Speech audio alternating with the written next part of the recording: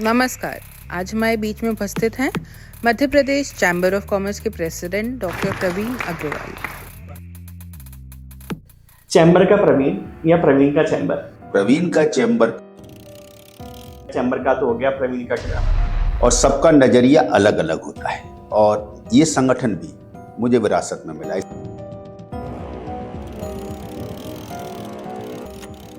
घर की मुर्गी दाल बराबर। ईश्वर ने मेरे को इसी के लिए बनाया हो। तो फिर अपने आप को साधारण व्यापारी कहना कहाँ तक सही है? तो आपको हर सीट पे बैठना आना चाहिए। मैं आज भी कई कार्यक्रमों में कोशिश करता हूँ कि पीछे की सीट पे जाके बैठूं। व्यवस्था हमेशा सबसे बड़ी होती है, व्यवस्थापक उसका एक माध्यम होता है। मैं जब जीवन की अंतिम सांसें ले रहा हूँ तब भी सीख रहा हूँ, जब भी पूर्ण नहीं हूँ। नमस्कार, रूट टू ए स्क्वायर पॉडकास्ट में आपका स्वागत है। आज हमारे बीच मध्य प्रदेश के व्यापार जगत के एक बहुत चर्चित चेहरा डॉक्टर प्रवीण अग्रवाल जी हमारे बीच उपस्थित हुए हैं। सर जब मंच से बोलते हैं और बिजनेस एम्पावरमेंट की बात करते हैं तो वाकई में सभी व्यापारियों को लगता है कि बहुत बड़ा बदलाव आने वाला है, पर वो बदलाव कितना आया और आगे क्या कैसे आएगा वो आज हम जानेंगे इस पॉडकास्ट में। सर मैं आपका स्वागत करता हूँ। Thank you. सर मैं आपको बताना चाहूँगा, हर व्यक्ति का हर चीज को लेने का नजरिया अलग होता है। कोई ए तरीके से परसीव करता है तो कोई बी तरीके से परसीव करता है। आज का जो हमारा पॉडकास्ट है रूट टू ए स्क्वायर, यानी रूट टू ए स्क्वायर क्या होता है? एक डायगोनल का मेजरमेंट होता है जिसके दोनों साइड्स ए और ए मेजरमेंट की होती हैं।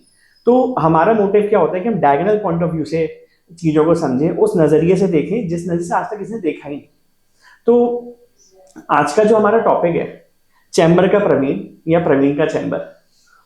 तो मेरा पहला प्रश्न शायद यही होगा कि आपको बहुत टाइम हो गया चैम्बर से जुड़े हुए, करीब 24-25 साल आप चैम्बर में सेवाएं देते रहे हैं। तो आपको क्या लगता है, चैम्बर का प्रवीण या प्रवीण का चैम्बर? देखिए आकाश जी, बहुत बहुत धन्यवाद। सबसे पहले तो आपने मुझे यहाँ बुलाया और अपनी बात कुछ कहने का अवसर दिया। हालांकि वो बात आपके अकॉर्डिंग है क्योंकि क्वेश्चन आपके हैं, आंसर मेरा है। यहाँ तक बात चैम्बर का प्रवीण या प्रवीण का चैम्बर है तो कभी भी कोई भी व्यक्ति, व्यवस्था हमेशा सबसे बड़ी होती है, व्यवस्थापक उसका एक माध्यम होता है। संगठन सदैव सर्वोपरि होता है और उसमें कौन क्या पदाधिकारी है ये आना जाना लगा रहता है। आज चैम्बर ऑफ कॉमर्स का एक गरिमामयी इतिहास है। 26 मई 1906 को स्थापित सिंधिया राजवंश के द्वारा ये संगठन गढ़ा गया और 16 सदस्यों से ये यात्रा शुरू होकर आज 3300 से ज़्यादा सदस्य हमारे हैं। तो उन सदस्यों में किसी एक व्यक्ति का या एक दल का या कुछ व्यक्तियों का वो चैम्बर, वो संस्था कभी नहीं हो सकती। मुझे गौरव है, मुझे गर्व है कि मैं चैम्बर ऑफ कॉमर्स के माध्यम से व्यापारियों की सेवा कर पा रहा हूँ और जीवन के अंतिम सांस तक मैं इसी कार्य के लिए लगा रहूँगा। ये मेरा संकल्प भी है। इसलिए चैम्बर का प्रवीण अगर आप मुझे कहते हैं तो मुझे गर्व की अनुभूति होती है, और जिस दिन मैं प्रवीण का चैम्बर कहने लगूंगा वो अहंकार की अनुभूति होगी जो विनाश का कारण बनेगी। तो मैं कभी नहीं चाहूँगा कि मेरा विनाश मैं स्वयं अपनी कारणों से करूं, इसलिए मैं सदैव चैम्बर का प्रवीण रहूंगा, था और रहूंगा। सर मुझे ऐसा लगता है जब मैंने आपको पहले कभी सुना है अलग अलग मंचों पर, अलग अलग ऑडियोज में या एफएम पर, हर रूप में आपको चैम्बर का गूगल कहना ज़्यादा आप्ट होगा शायद। और आपको क्या लगता है कि हाँ वाकई में जिस तरह से आप इतनी परिपक्वता से आप सिचुएशंस को हैंडल करते हैं या हर प्रश्न का आप उत्तर एक पॉजिटिव वे में लेके आते हैं, तो आपने भी कोई बैकएंड पे कोई एआई डेवलप किया हुआ है क्या अपना? देखिए, जब कोई भी व्यक्ति कार्य करता है तो पॉजिटिव साइड के लोग उसको पॉजिटिव नजरिए से देखते हैं और नेगेटिव साइड के लोग उसको नेगेटिव नजरिए से देखते हैं, और सबका नजरिया अलग अलग होता है। आप उसको गूगल बोल सकते हैं, आप एआई बोल सकते हैं, वो आपका नजरिया है। लेकिन मैं चैम्बर का एक सामान्य कार्यकर्ता हूँ, एक मध्यम वर्गीय ग्वालियर का व्यापारी हूँ। उस व्यापार को चला रहा हूँ जो मेरे पिताजी सेठ स्वर्गीय गोपाल दास जी अग्रवाल ने स्थापित किया था। उस व्यापार को मैं कर रहा हूं। और चैम्बर का संगठन भी मुझे 26 मई 1906 को स्थापित होने के बाद मेरी प्रवेश जब 2000 में हुआ तो चैम्बर एक लगभग 100 वर्ष की यात्रा के नज़दीक था। तो मैं कुल मिला के कहना ये चाहता हूं कि दोनों चीज़ें मुझे, चाहे मुझे व्यापार मुझे एक विरासत में मिला और ये संगठन भी मुझे विरासत में मिला। इसमें मैंने कुछ ऐसा नहीं किया, ये तो उस संगठन को हमने बनाए रखा है, उसकी गरिमा को बनाए रखे हम सबका कर्तव्य है और वही कर्तव्य मैं निभा रहा हूँ।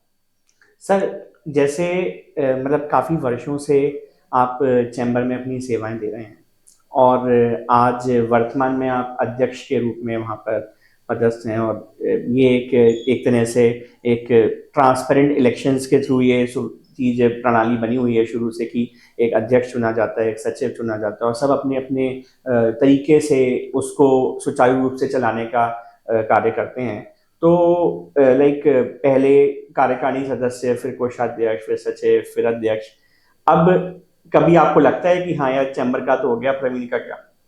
देखिए, निश्चित रूप से एक हर एक का जब एंट्री है तो एग्जिट भी होता है और मैं ऐसा मानता हूं कि जब तक ग्वालियर शहर के व्यापार उद्योग जगत की मेरी आवश्यकता होगी, मैं अपनी सेवाएं दूंगा, वो चाहे चैम्बर के माध्यम से दूं या अन्य किसी माध्यम से दूं, लेकिन सेवा का भाव जीवन के मेरे अंतिम सांस तक रहेगा। जैसे मैं पहले आपको कह चुका हूं, तो उसी सेवा के भाव, उस व्यापार उद्योग जगत को सम्मान दिलाने का भाव, उस व्यापार उद्योग जगत को संगठित करने का भाव, उस व्यापार उद्योग जगत को सरकार के एजेंडे पे लाने का कार्य मैं सदैव करता रहूंगा।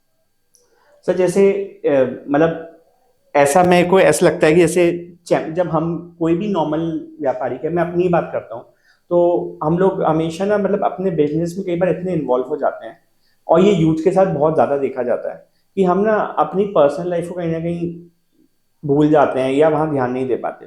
और ऐसे में जो आजकल बहुत ट्रेंड में भी आप कभी ऑनलाइन सर्च करेंगे ना तो वर्क लाइफ बैलेंस के ऊपर तमाम तरह के लेक्चर, बातें, यूट्यूब वीडियोज और जाने क्या क्या डाला हुआ है। उसके बाद भी वर्क लाइफ बैलेंस एक ऐसी चीज़ है जो शायद किसी की मैनेज नहीं होती, क्योंकि एक बहुत मामूली सी बात है, घर की मुर्गी दाल बराबर, तो हम उस चीज़ को छोड़ देते हैं या हमारा बिजनेस कहीं ना कहीं प्रोफेशनल लाइफ से इग्नोर हो जाता है।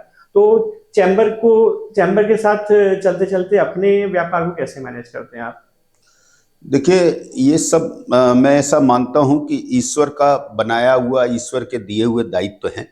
हो सकता है कि शायद ईश्वर ने मेरे को इसी के लिए बनाया हो। रही बात अपने बिजनेस को और अपने जो पारिवारिक दायित्व हैं उसको मैं कैसे पूरा करता हूं, तो बखूबी से कर लेता हूं। बहुत मुश्किल नहीं आती है, थोड़ा सा मुश्किल होता है, लेकिन बखूबी से करता हूं। जहां मेरी जितनी आवश्यकता होती है कोशिश करता हूं कि उतना समय वहां पर दूं और उसको मैं अच्छे से हैंडल करता हूं। मुझे कई बार ऐसा लगता है कि अगर मैंने इतना जीवन अपने व्यापार और उद्योग में दिया होता तो शायद मैंने बहुत पैसा कमा लिया होता। लेकिन मेरा ऐसा मानना है कि शायद ईश्वर ने मुझे पैसा कमाने के लिए नहीं, सेवा के भाव से भेजा है। इस व्यापार जगत के उसके लिए सेवा करूं, मैं लोगों की, आमजन की सेवा करूं, इस भाव से भेजा है। तो जिस भाव से ईश्वर ने भेजा है मैं उस भाव से काम कर रहा हूँ। 10 साल मुझे भी हो गए कहीं ना कहीं एक संस्था को मैनेज करते हुए, और आप जब एक संस्था चलाते हैं तो आपको ना बहुत कुछ सीखने को भी मिलता है। शायद कोई भी ये सब चीज़ें ना बचपन से या स्कूल में या कॉलेज में सीख के नहीं आता, ये चीज़ें करने पे ही समझ में आती हैं। तो मैंने जब संस्था शुरू करी, या यूँ बोलूँगा कि हमने जब संस्था शुरू करी, तो एक चीज़ मुझे बहुत अच्छे से सीखने को मिली कि हमसे मैं आते ही अभिमान शुरू, और मैं से हम में आते ही प्रगति और परिणाम शुरू।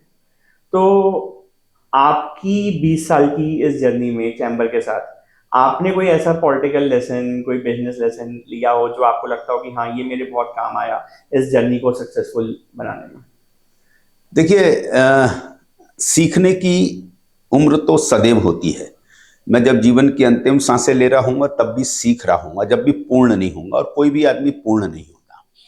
लेकिन मैं हर दिन नया सीखता हूँ और मैं हर दिन एक नई चुनौती का सामना करता हूँ। उस चुनौती से निपटने के लिए एक नई योजना बनाता हूँ। तो जब नई योजना बनाता हूँ तो मैं सीखता हूँ।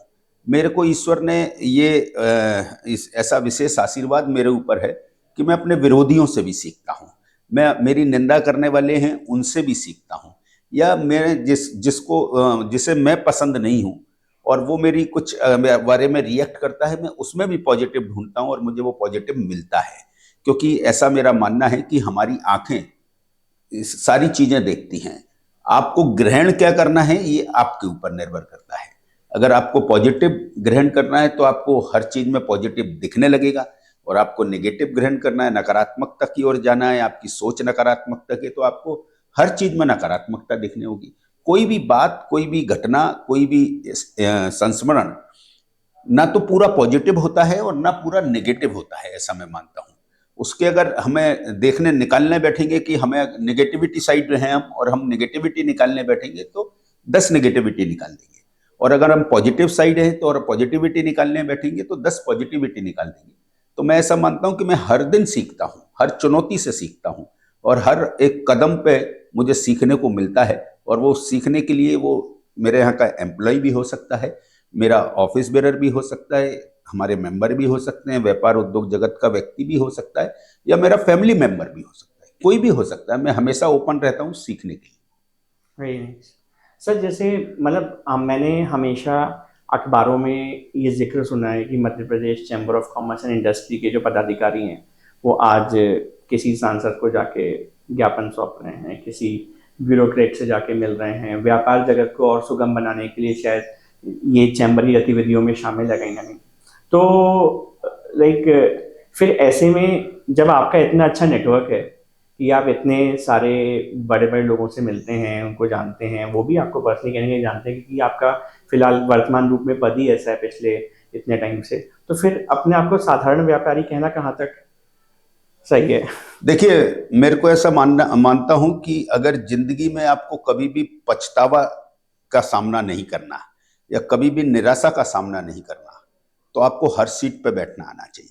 मैं आज भी कई कार्यक्रमों में कोशिश करता हूं कि पीछे की सीट पे जाके बैठूं। मुझको लोग बोलते हैं कि आप पीछे की सीट पे क्यों बैठ रहे हैं, आप तो आगे की सीट पे बैठिए। तो मैं उनसे कहता हूं कि आज ईश्वर की कृपा है कि आगे की सीट हमें मिल रही है। तो जिस दिन हमें आगे की सीट नहीं मिलेगी तो हमें पीछे की सीट पे बैठने की आदत भूलना नहीं चाहिए। इसलिए हमेशा अगर मैं अपने आप को साधारण मानूंगा और हूं भी, तो मुझे जीवन में कभी पछतावा नहीं होगा। लेकिन जिस दिन मैं अपने स्टार खुद ही लगा लूंगा, खुद ही अपने आप को बड़ा आदमी कहने लगूंगा, तो मुझे हर चीज से निराशा होगी। मैं राह में चलूंगा और अगर 10 लोगों ने नमस्ते नहीं किया तो निराशा होगी। अभी 10 लोग नमस्ते करते हैं तो आशा होती है, किसी दिन कोई नमस्ते नहीं करता तो कोई विचार भी मन में नहीं आता है। तो इसलिए हमेशा मेरा ऐसा मानना है कि हर व्यक्ति को अपने को हमेशा साधारण ही मानना चाहिए, क्योंकि मैं ऐसा मानता हूं कि जब मानव का जन्म होता है तो सब व्यक्ति समान होते हैं। सबका ज्ञान, सबका वो सब समान होते हैं। उसकी माँ उसे बताती है कि ये पापा हैं, ये मम्मी, ये दादा हैं, ये दादी है, ये काऊ है, ये कैट है। जब हम सब एक ही उससे निकले हुए हैं, एक ही उससे सीखे हैं, ये हमारे अलग अलग दायित्व जो ऊपर वाले ने निर्धारित किए हैं जिसको हम पूरा कर रहे हैं, तो फिर उस पर हम अभिमान क्यों कर रहे हैं?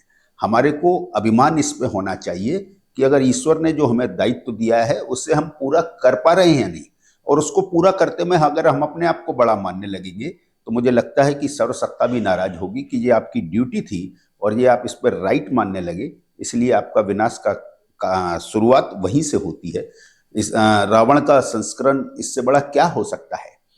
रावण जो त्रिलोक का विजेता, महापंडित, महाज्ञानी, और जब उसका अंत समय आया तो भगवान राम ने लक्ष्मण जी से कहा कि आप रावण के पास जाइए और उन्हें गुरु मान के प्रणाम कीजिए और उपदेश लेके आइए। जब रावण के पास लक्ष्मण जी पहुंचते हैं तो रावण यही उपदेश देता है, उसमें प्रमुख उपदेश यही होता है कि लक्ष्मण जी, मैं जीवन भर अपने ज्ञान का, अपनी सत्ता का अहंकार पालता रहा, इसलिए मेरा विनाश हो रहा है। और भगवान राम अहंकार को पहचानते थे, इसलिए वो भगवान राम है। सही बात। तो मुझे अहंकार नहीं पालना है, मुझे जीवन में हमेशा अहंकार को पहचान के रखना है और उसको पास नहीं फटकने देना है, तभी मैं मानता हूं कि मेरा जीवन सफल होगा।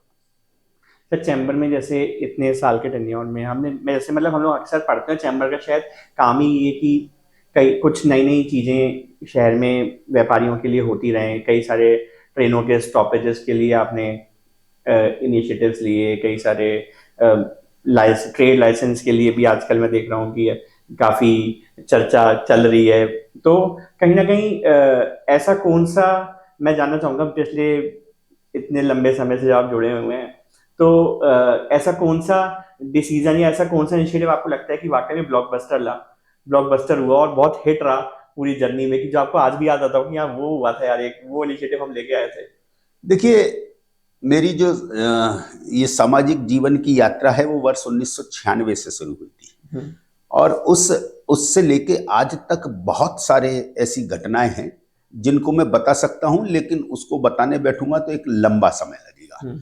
लेकिन मैं ऐसा मानता हूं कि जब हम कोई संकल्प लेकर निकलते हैं और वो संकल्प की पूर्ति होती है तो जो खुशी उसमें मिलती है, मुझे लगता है कि अगर मैं एक व्यापारी होता और करोड़ों रुपए कमाता तो शायद उतनी खुशी मुझे उसमें नहीं मिलती। लेकिन जब कोई संकल्प को लेकर निकलते हैं तो उदाहरण के लिए मैं आपको ग्वालियर का पासपोर्ट ऑफिस बताना चाहूंगा, पासपोर्ट सेवा केंद्र। एक बार मैं अपने मित्र के साथ अर्जेंट में पासपोर्ट बनाने के लिए भोपाल की यात्रा की, और भोपाल की जब यात्रा की तो वहां पर देखा तो थोड़ा सा परेशानी हुई, और मैंने थोड़ा सा पॉलिटिकल अप्रोच किया और जल्दी उसका पासपोर्ट बन गया। मुझे लगा कि मैं तो इसके साथ, अपने मित्र के साथ आ गया, ऐसे बहुत सारे लोग होंगे जिनको जल्दी पासपोर्ट चाहिए और वो भटकते होंगे, तब उस स्थिति में क्या होगा। तब मैंने ये पाया कि ये पासपोर्ट ऑफिस ग्वालियर में क्यों नहीं हो सकता। बस ये दिमाग में कीड़ा डोला, मैं ग्वालियर आया, मैंने करस्पॉन्डेंस किया कि ग्वालियर के अंदर पासपोर्ट ऑफिस खुलना चाहिए। 2016 की बात बता रहा हूं मैं। तो पासपोर्ट ऑफिस खुलना चाहिए, वहां से रिप्लाई आया कि यहाँ तो पासपोर्ट इतने बनते ही नहीं है। चूंकि मेरे पे डाटा नहीं था कि ग्वालियर से कितने लोगों के पासपोर्ट बनते हैं, तो मैं उसका प्रॉपर रिप्लाई नहीं कर पा रहा था। तो मैंने उनको एक सुझाव दिया कि ग्वालियर में पासपोर्ट बनते हैं या नहीं बनते, इसके लिए आप एक कैंप कर दो ग्वालियर में, एक दिन में कितने पासपोर्ट बनते हैं आपको मालूम पड़ जाएगा। तो वो मेरी बात से सहमत हुआ मंत्रालय, और उन्होंने कहा कि हम ऑनलाइन लिंक भेजेंगे, और अगर वो लिंक 80 पासपोर्ट हम एक दिन में बनाएंगे, वो लिंक फुल हो जाएगी तो हम कैंप का टाइम और डेट फिक्स कर देंगे। लकीली वो लिंक आई, मैंने सोशल मीडिया से वायरल की, और वायरल करते के 3 मिनट के अंदर वो लिंक फुल हो गई। मेरे हौसले बढ़ गए, इसका मतलब ग्वालियर में पासपोर्ट बनते हैं। मैंने उनको कहा कि सब एक दिन का तो फुल हो गया, आप दूसरे दिन की दीजिए आप। तो उन्होंने दूसरे दिन का लिंक दिया, वो 2 मिनट में फुल हो गई। फिर मैंने कहा तीसरे दिन की दीजिए, 3 दिन का तो कीजिए कम से कम। तीसरे दिन का दिया, वो भी 2 मिनट में फुल हो गई। तब मुझे लगा कि ये पासपोर्ट ऑफिस अब बन के रहेगा। 3 दिन कैंप किया उन्होंने, पासपोर्ट बना। पासपोर्ट बनने के बाद हमारी मांग जस्टिफाई हो गई थी। तो विदेश मंत्रालय को भी इस बात के लिए, उसमें दूरसंचार मंत्रालय ने पासपोर्ट सेवा केंद्र पोस्ट ऑफिस के माध्यम से खोला तो अभी 80 पासपोर्ट बन रहे हैं। सबसे ज्यादा बेटिंग ग्वालियर में है, सबसे ज्यादा पासपोर्ट ग्वालियर में बन रहे हैं आज।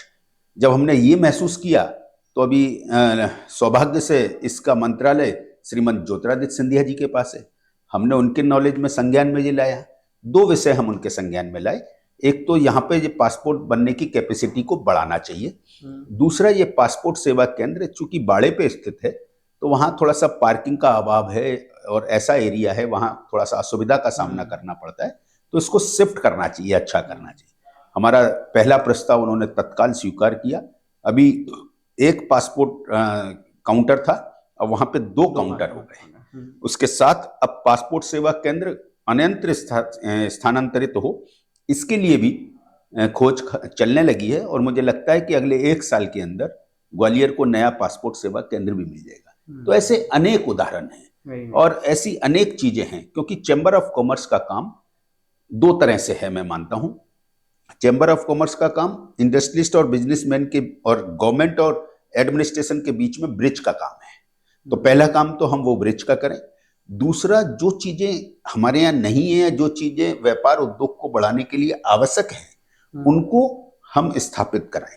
तो उसमें मैं ऐसा मानता हूं कि कनेक्टिविटी, एयरपोर्ट कनेक्टिविटी, क्योंकि जिस शहर की कनेक्टिविटी बेहतर होगी, आप ये मान लेना कि वो शहर ऑटोमेटिक डेवलप करेगा। कनेक्टिविटी में हम बेहतर हो गए। ट्रेनें हमारे यहाँ जो स्टॉपेज नहीं थी वो रुकने लगी, चाहे वो बिलासपुर राजधानी एक्सप्रेस हो, चाहे मुंबई राजधानी एक्सप्रेस हो। अथवा जो आगरा अहमदाबाद एक्सप्रेस थी उसको हम आगरा से ग्वालियर तक ले आए और आज वो ग्वालियर अहमदाबाद एक्सप्रेस है। अभी हम लगे हुए हैं एलटीटी हरिद्वार जो राजधानी एक्सप्रेस है उसका ग्वालियर में स्टॉपेज हो। हम लगे हुए हैं कि जो फ्लाइट्स हैं वो फ्लाइट्स बढ़ें, सूरत की बढ़ें, पुणे की बढ़ें, मुंबई की तो है ही फ्लाइट्स, और भी सिटीज की जो मांग आ रही है, डिमांड आ रही है, वो फ्लाइट्स बढ़े तो कनेक्टिविटी बेहतर हो जाएगी। हमारे यहाँ कनेक्टिविटी बेहतर हुई। तीसरी चीज है इंडस्ट्रियलाइजेशन। अभी रीजनल इंडस्ट्री कॉन्क्लेव हुई और इस बार की जो रीजनल इंडस्ट्री कॉन्क्लेव हुई, मैं ऐसा मानता हूं कि हमारे मुख्यमंत्री मोहन यादव जी और जो सिंधिया जी जिस तरह से उसको फोकस किए हुए थे और जिस तरह से वो ग्वालियर चंबल संभाग पे फोकस किए हुए हैं, अगले 2 साल इस ग्वालियर के लिए इंडस्ट्रियलाइजेशन के लिए में बहुत महत्वपूर्ण होंगे। बड़े बड़े आपको घराने यहाँ पे अडानी ने शुरू कर दिया है और भी बड़ी कंपनियां हैं जिनका नाम मैं अभी कोट नहीं करना चाहूंगा, जो पूछ परख चल रही है और अगर वो धरातल पे आते हैं तो एक लंबा निवेश ग्वालियर को मिलने वाला है। अरे वाह, बहुत बढ़िया सर। तो जैसे इतने अच्छे बड़े बड़े इनिशिएटिव्स लेने के लिए एक अच्छे लीडर का होना भी बहुत महत्वपूर्ण होता है। तो आपको क्या लगता है कि लीडर की डेफिनेशन क्या है? लीडर विद प्लान और लीडर विद कनेक्शंस, देखिए कैसे वो सक्सेसफुल होती है? मेरा ऐसा मानना है कि एक लीडर में संपूर्ण वो बात होना चाहिए। एक तो जो भी लीडर है उसके अंदर सुनने की क्षमता होना चाहिए, वो सबको सुने, क्योंकि सबको सुन के ही वो तय कर पाएगा कि क्या उसके लिए बेटर है। दूसरा, उसके लिए विजन होना चाहिए।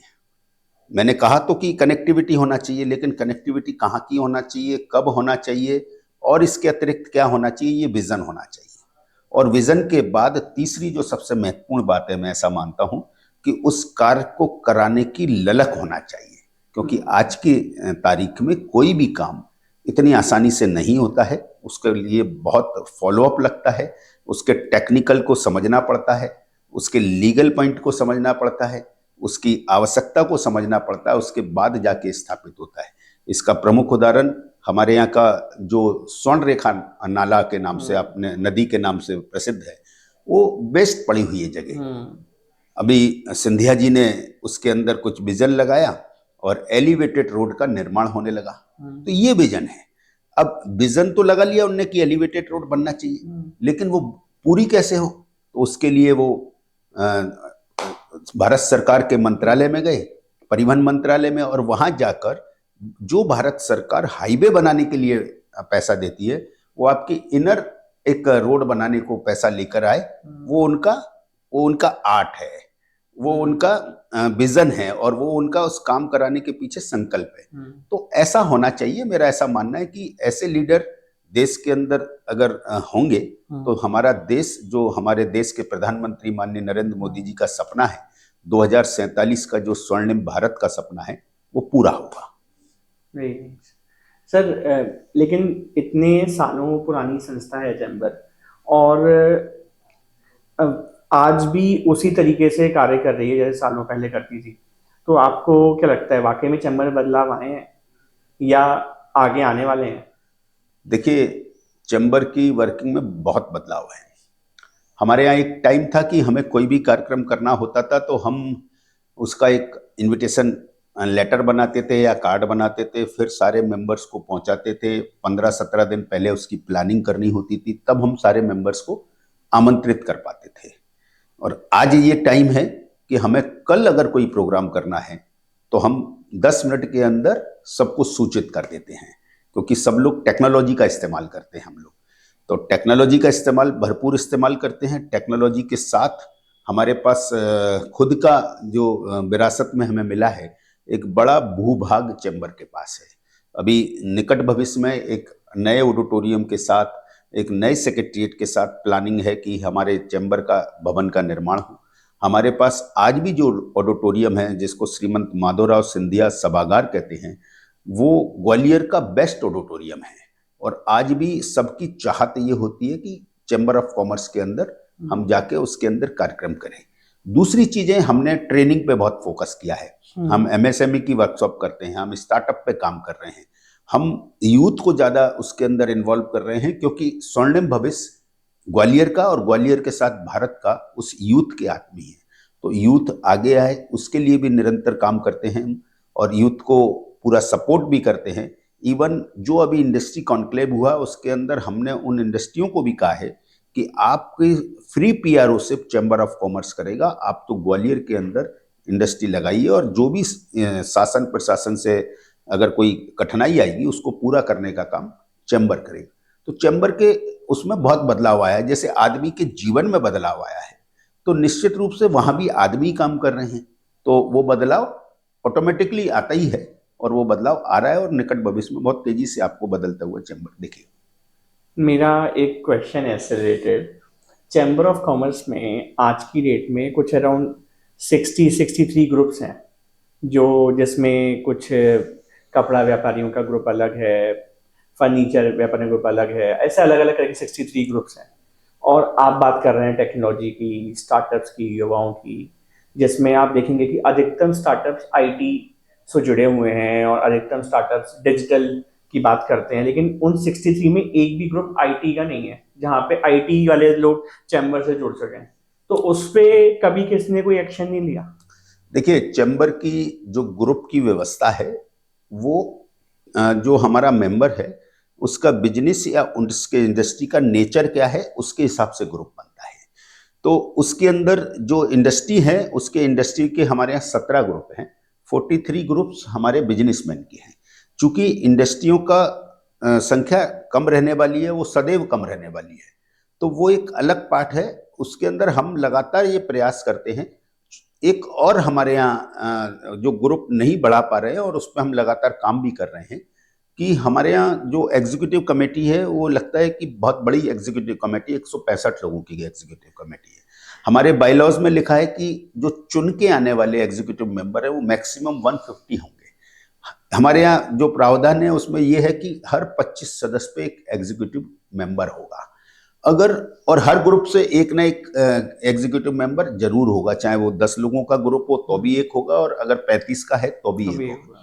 तो हम उस व्यवस्था के बदलाव में लगे हुए हैं कि अगर सहमति बनती है तो हम जो अभी 25 पे एक कार्यकारिणी सदस्य है उसका संख्या को बढ़ाएं, उसकी संख्या को बढ़ाएंगे, कुछ ग्रुप का मर्जर करें तो हमारे कुछ ग्रुप वैकेंट होंगे, और ग्रुप वैकेंट होंगे तो आईटी के लिए भी हम अलग ग्रुप बना रहे हैं। हालांकि आईटी के लिए ग्रुप भले ही अलग नहीं है, लेकिन हमारे यहाँ 2-3 सब कमेटी ऐसी हैं जो आईटी को रिप्रेजेंट करती हैं, जिसको सूचना प्रौद्योगिकी उप समिति कहते हैं हम। एक ईडीसी उप एंटरप्रेन्योर डेवलपमेंट सेल उप कमेटी सब कमेटी है। तो ऐसी सब कमेटियों के माध्यम से हम यूथ के साथ लगातार बैठकें करते हैं और यूथ के साथ लगातार बैठकें करके उसके जो निचोड़ आता है उसको एग्जीक्यूटिव कमेटी में लेके जाते हैं और एग्जीक्यूटिव कमेटी से हम उसका इम्प्लीमेंटेशन पे लेके आते हैं। हम लोग जो आजकल आप देख रहे होंगे एक बहुत तेजी से हो रहा है कि व्यावसायिक विवाद बहुत बढ़ रहे हैं। हम प्रयास कर रहे हैं कि व्यावसायिक विवाद न्यायालय, थाना, कचहरी तक नहीं जाए, वो चैम्बर की चौखट पे या दो व्यापारी मिलके आपस में उसको सेटल कर ले। हम प्रयास कर रहे हैं कि कोई ने अगर किसी को उधार दिया है और वो उसका पैसा नहीं लौटा रहा है तो वो विवाद नहीं बढ़े। हम एजुकेट करने का भी प्रयास करते हैं। हमने जैसे हमारे यहाँ एक वर्कशॉप हुई थी कि 138 जो चेक बाउंस होने पे लगता है उसमें क्या सावधानी बरतना चाहिए। उसके बाद हम साहूकारी एक्ट के ऊपर एक वर्कशॉप करने वाले हैं, तो इस तरह की ट्रेनिंग भी देते हैं, लोगों को जागरूक करते हैं। अभी हाल ही में हमने साइबर के ऊपर तीसरी या चौथी मीटिंग की है, इसके अंदर हम साइबर फ्रॉड से लोगों को बचाने के लिए प्रेरित करते हैं। तो हम सभी दिशा में काम करते हैं, लेकिन चैम्बर का चूंकि एरिया, चैम्बर का जो एजेंडा है वो बहुत बड़ा है। हमारे पास एक छोटा व्यापारी भी है, हमारे पास बड़ा व्यापारी भी है, हमारे पास छोटी इंडस्ट्री भी है और हमारे पास बड़ी इंडस्ट्री भी है।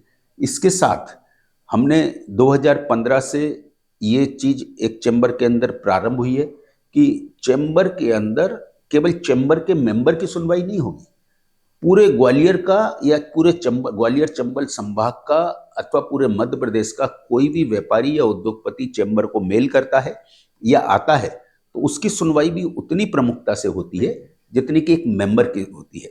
तो चैम्बर की वर्किंग धीरे बहुत बड़ी है, चैम्बर की वर्किंग समग्र है और चैम्बर लगातार हर दिशा में काम करता है। तो जैसे आजकल पूरे विश्व में कहीं ना कहीं मध्य प्रदेश के एक शहर इंदौर का बहुत नाम हो रहा है, और तो आपको कभी ऐसे नहीं लगा कि हाँ यार एमबी, ये जो हमारा चैम्बर ऑफ कॉमर्स, इसको इंदौर शिफ्ट कर देना चाहिए, भोपाल राजधानी में क्यों नहीं शिफ्ट, ग्वालियर में क्यों, ग्वालियर में ऐसा क्या है? देखिए, जहां तक आप इंदौर की बात कर रहे हैं तो मैं आपको बताना चाहूंगा कि इंदौर का चैम्बर ऑफ कॉमर्स लगभग 66 ईयर्स ओल्ड है, और अभी भी हाल ही में उनके प्रेसिडेंट आए थे कि वो उसको सरेंडर कर रहे हैं, चूंकि वो रजिस्ट्रार ऑफ कंपनीज में रजिस्टर्ड है और उस वजह से उनका मुख्यालय ग्वालियर लगता है। तो उन्होंने हमसे संपर्क किया, मैं स्वयं उनके साथ रजिस्ट्रार ऑफ कंपनीज के ऑफिस गया, और जब मैंने उनसे आग्रह किया आप ऐसा बिल्कुल नहीं करें, ये 66 ईयर की गुडविल है, इसको आप चलाएं, तो उन्होंने बताया कि सब वहाँ लोग नहीं आते हैं, नहीं साथ देते हैं। तब हमने उनको इंश्योर किया कि आप प्रयास कीजिए, और आपको लगता है कि आप प्रयास में सफल नहीं हो पा रहे हैं तो आप हमें सूचित कीजिए, हम यहाँ से बैठ के इंदौर में चैम्बर ऑफ कॉमर्स को संचालित करेंगे। तो दूसरी बात जो आप कह रहे हैं कि इंदौर बहुत आगे है, मैं ऐसा मानता हूं कि बहुत षड्यंत्र पूर्वक तरीके से ग्वालियर को बदनाम करने का काम किया गया। उन डकैतों से ग्वालियर चंबल संभाग को जोड़ा गया जो ग्वालियर चंबल संभाग के थे ही नहीं, जो आसपास के स्टेटों से आके यहाँ पर अपना अपराध करने का बनाए हुए थे, पनाह लेते थे, उनके नाम पे हमें जोड़ा गया। हमें कभी इस नाम पे नहीं जोड़ा गया कि देश के अंदर हमारी सुरक्षा, सीमा की सुरक्षा करने में जितने सैनिकों का बलिदान होता है, सबसे ज्यादा सैनिक ग्वालियर चंबल संभाग से होते हैं। अगर ये पहचान को हमारे ऊपर लाया जाएगा, मुझे लगता है कि हर व्यक्ति को उसमें गर्व की अनुभूति होगी, और हम इस पे काम कर रहे हैं। इंदौर निश्चित रूप से मालवा का पानी है, थोड़ा सा मीठा पानी है, हमारा चंबल का पानी है, स्वाभिमान का पानी है। हम आपने देखा होगा कि यहाँ स्वाभिमान के लिए आदमी सब कुछ करने को तैयार होता है। तो धीरे धीरे परिस्थितियां बदल रही हैं। 1956 में हम इंदौर हमारे तीसरे चौथे नंबर पे था। ये साइकिल है, चल रही है। आप देखना, आप और हम देख पाएंगे कि ग्वालियर कैसा तेजी से ग्रो करेगा और इंदौर के समकक्ष और फिर इंदौर से आगे पुनः निकल के दिखाएगा। ये हमारे चंबल के पानी की तासीर है, क्योंकि हम जो ठान लेते हैं उसे जब पूरा करके रहते हैं। हम ठान लेते हैं कर्तव्य में, तभी हम सीमा के अंदर दूसरे देश के व्यक्ति को घुसने नहीं देते, चाहे हमारी जान चली जाए। ये इतिहास है हमारा। तो हमारे को, और मैं आप इस डिबेट के माध्यम से सबसे अपील करना चाहूंगा, क्योंकि मेरा ऐसा मानना है कि सेल्फ आइडेंटिटी सबसे महत्वपूर्ण होती है। सही बात। जब हमसे पूछा जाता है कि ग्वालियर के हैं आप, ग्वालियर किसके लिए फेमस है, तो कई बार हम मजाक में कह देते हैं, उन डकैतों का नाम ले देते हैं जिसके नाम पे हम बदनाम हैं। मेरा ऐसा कहना है, उनका नाम कतई मत लीजिए। आप लीजिए यहाँ पे कि हमारे यहाँ रूप सिंह स्टेडियम है, हमारे हॉकी के जादूगर ध्यानचंद जी की जन्मस्थली है, हमारे यहाँ तानसेन जी की जन्मस्थली है, हमारे यहाँ शहीदों की भूमि है। शहीदों का एक लंबा इतिहास है, जिसमें हर जितने शहीद होने वाले हैं भारत के अंदर, सबसे ज्यादा शहीद इस ग्वालियर चंबल संभाग से होते हैं। ये हमारा गौरव है, और इसी को हम पहचान बनाएंगे। इसी पहचान को बना के हम अपने ऊपर जो हम अपने आप को थोड़ा सा पीछे मानते हैं, उसको आगे लेके जाएंगे। सर, एक रैपिड फायर राउंड हम लोग इस पॉडकास्ट में हमेशा रखते हैं। मेरे कुछ सवाल हैं जो सब लोग मिलके लिखते हैं हमारी टीम में, वो मैं आपसे पूछूंगा। मैं चाहूंगा कि आप 1 या 2 वर्ड में उनके आंसर दें। मेरा पहला क्वेश्चन है, बिजनेस और पॉलिटिक्स? बिजनेस। चैम्बर के इवेंट्स या फैमिली के इवेंट्स? चैम्बर के इवेंट। मॉर्निंग मीटिंग्स या evening meetings? Evening meetings. Leadership, networking? Leadership. Gwalior और Indore? Gwalior. Politics with power या politics with change? Politics with change. Public speaking या प्राइवेट डिस्कशंस? Public speaking. आप अपनी ओर से क्या प्रेफर करते हैं, वर्क फ्रॉम ऑफिस या work from home? Work from office. High risk business या steady growth? High risk business. Success या हैप्पीनेस? हैप्पीनेस। रिटायरमेंट या कीप वर्किंग? रिटायरमेंट या कीप वर्किंग? नहीं, रिटायरमेंट है, या फिर आप काम कीप वर्किंग? Keep working. अगर आप चैम्बर के प्रेसिडेंट ना होते तो क्या होता? अगर मैं चैम्बर का प्रेसिडेंट नहीं होता तो ग्वालियर शहर का व्यापारी तो मेरे को विरासत में बनाया ही है मेरे पिता ने, जिस घर में मैंने जन्म लिया है, तो मैं व्यापारी होता। तो आज अगर हम देखें कि अब आप अध्यक्ष पद पे हैं और भविष्य क्या है प्रवीण का, एक और नया विधायक या वापस एक बहुत बड़े व्यापारी के रूप में? देखिए, भविष्यवक्ता मैं हूं नहीं, मैं हमेशा उस बात पे अडिग रहता हूं और अपने सभी साथियों को भी बोलता हूं और बार बार बोलता हूं और दिन में कई बार मैं खुद याद करता हूं कि कर्मण्ये बाधिकारस्ते मां फलेषु कदाचन। कर्म करते चले जाओ, फल की चिंता मत करो। इसको यही मत रोको, इसके आगे और बढ़ना चाहिए इसी उसमें कि कर्मण्ये बाधिकारस्ते मां फलेषु कदाचन। कर्म करना आपके हाथ में है, फल आपके हाथ में नहीं है। जब अर्जुन ने भगवान श्री कृष्ण से ये सवाल किया था कि मैं अपने अपनों से लड़ रहा हूँ, इतने गुरु उनकी तरफ हैं, सशक्त सेना है, क्या हम लड़के जीत पाएंगे? तब भगवान श्री कृष्ण ने अर्जुन से यही कहा था कि कर्म करना तुम्हारे हाथ में है, फल देना मेरे हाथ में है, और फल पे तुम्हारा कोई अधिकार नहीं है। लेकिन आदमी जाना उसके लिए जाएगा, जीता या हारा, हार या जीत ये तो एक जिंदगी का पार्ट है, लेकिन आपके प्रयास कितने गंभीर थे, आप प्रयासों के प्रति कितने चिंतित थे, ये जाना जाएगा। और मैं हमेशा इस बात को कहता हूं कि कर्मण्ये बाधिकारस्ते मां फलेषु कदाचन। सर, मेरा लास्ट क्वेश्चन यही रहेगा फिर इसमें कि जो आज का यूथ है वो चेंज की बात करता है और वो हर चीज में चेंज कर रहा है, मतलब अपना बिजनेस भी हर 2 दिन में कुछ नया शुरू कर रहा है, वो जॉब में जाता है तो वो स्विच करने की बातें कर रहा होता है, वो स्थिर या कंसिस्टेंट होने की बातें नहीं समझ रहा होता है, या उसको लगता है कि बार बार हर तरह की जो भी सेटअप्स हैं वो बदलते रहें, एजुकेशन सिस्टम है तो वो बदले, सामाजिक में जो भी सिस्टम है बदलते रहें विद टाइम। तो आप इतने टाइम से चैम्बर से जुड़े हुए हैं, आपको कभी नहीं लगा कि नहीं यार हो गया चैम्बर, अब कुछ नया ट्राई करना है?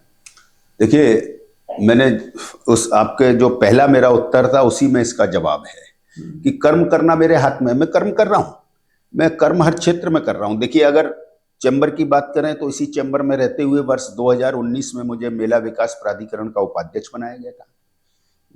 मेरी 1-2 पॉलिटिकल और नियुक्तियां हुई थी, लेकिन इसका आशय ये नहीं है मेरा, मैं कहीं भी रहूंगा, मैं चाहे पॉलिटिक्स में रहूं या चैम्बर में रहूं या इन दोनों के इतर अपने घर पे रहूं, मेरी सदैव चिंता संगठन की, व्यापारियों के हित की होती है, आम जन के हित की होती है, और अन्याय के खिलाफ, अन्याय होते मेरी आंखों को कतई पसंद नहीं है, और अन्याय के खिलाफ मैं जिसके साथ अन्याय हो रहा होता है उसके बिना बुलाए भी उसके पास पहुंच जाता हूं और उसके साथ मजबूती से खड़ा रहता हूं। बस यही मेरी लाइफ है। Very nice, thank you sir, thank you so much. मैं चाहूँगा कि आपका जो इतने लंबा एक्सपीरियंस रहा है, और सिर्फ चैम्बर का नहीं बिजनेस का भी, आपकी जो लर्निंग्स रही हैं वो कोई भी 3 ऐसी लर्निंग्स जो आप हमारे सब्सक्राइबर्स के साथ शेयर करें और शायद वो उनको अपने व्यापारी में कहीं ना कहीं लाभ दे पाए। देखिए, मैं सबसे पहले तो ये कहता हूं कि आप जो भी डिसीजन लें, डिसीजन से लेने के से पहले 100 बार सोच लें, लिखे मिटा दें, लिखे मिटा दें, लिखे मिटा दें, लेकिन फाइनली जब आप डिसीजन ले लें तो फिर उस पर अडिग रहना चाहिए, फिर उसे हमें अपने कर्म और किस्मत पे छोड़ देना चाहिए। निश्चित रूप से आप सफल होंगे। दूसरा, कभी भी अपने लक्ष्य पूर्ति के लिए शॉर्टकट नहीं अपनाना चाहिए, क्योंकि जहां जहां शॉर्टकट अपनाते, हो सकता है एक आध शॉर्टकट में आप सफल हो जाओ, लेकिन आप ये मान लेना कि वो सफलता ही आपको बड़ी असफलता दिलाएगी। इसलिए कभी भी शॉर्टकट नहीं अपनाना चाहिए। और तीसरा, जहां भी आप पहुंचो, जिस भी स्थिति में पहुंचो, हमेशा अपने शहर का, अपने घर का, अपने समाज का और अपने देश के प्रति 24 घंटे में से थोड़ा सा सोचो, लेकिन जरूर सोचो, क्योंकि वो आपको देना है। जिस देश ने, जिस शहर ने, जिस प्रदेश ने आपको बड़ा बनाया है, आपको भी उसको देना है, और गिव एंड टेक का ये सिस्टम चलना चाहिए। यही मैं 3 बातें आप कहना चाहूँगा। थैंक यू सर, आज आप हमारे बीच में आए। और शायद बहुत धन्यवाद। जो बहुत सारे लोगों की गलतफहमी होती है ना कि कोई व्यक्ति किसी पद पर लंबे समय तक बना रहे तो उनको लगता है इसने तो उसको कहीं खरीद ही लिया है, तो शायद आज आपने लोगों की ये मिथ भी क्लियर किया है कि नहीं, प्रवीण का चैम्बर नहीं, चैम्बर का ही प्रवीण है और हमेशा रहेगा। Thank you so much sir, आगे भी फिर से आपको बुलाएंगे कभी, तो जरूर कुछ नया सीखने का मिलेगा। आज भी बहुत कुछ सीखने को मिला। Thank you so much. बहुत बहुत धन्यवाद। ठीक है guys, मिलते हैं नेक्स्ट एपिसोड में। बहुत बहुत